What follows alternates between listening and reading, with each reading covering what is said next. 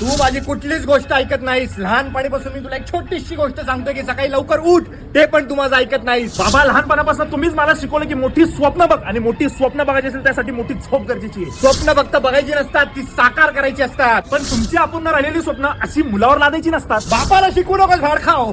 बाबा, आयुष्यभर मी सगळं तुमचंच ऐकलंय. तुम्ही मला म्हणले इंजिनिअरिंग कर, मी इंजिनिअरिंगच केली. पण तुम्ही कधी मला विचारलं की तुला काय हवंय? अरे तुला काय हवंय मला माहितीये, 500 रुपये पेट्रोलसाठी आणि 1000 रुपये हॉटेलात जाऊन त्या पोरीवर उडवण्यासाठी. अरे दुपारी 12 वाजता उठणाऱ्या पोराला मी हे विचारू की तुला काय हवंय म्हणून?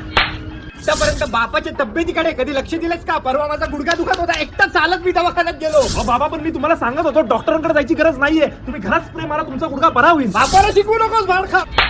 तुझ्या आईशी गप्पा मारतोस, सगळं शेअर करतोस. तुला काय हवं, तुला काय नको हे तुझ्या आईकडनं मला कळतं, पण तू कधी मला सांगत नाहीस. मी कुठली गोष्ट तुम्हाला सांगायला असतो तुम्ही एकच डायलॉग मारता की बापाला शिकू नकोस. बापाचा डायलॉग बापालाच मारतोस भाड खाओ. बा, आतापर्यंत तुम्ही माझं कधीच कौतुक केलं नाही, कधी मला शाबासकी दिलेली नाहीये. तू कधी आतापर्यंत माझं कौतुक केलंस?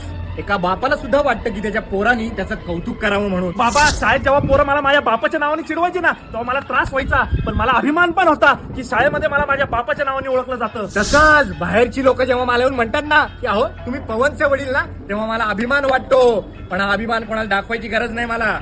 चल बसू. हा, चला बसूया. वातावरण पण मस्त झालं. अरे भाडखाव जेवायला नाही, बस. नाही, नाही.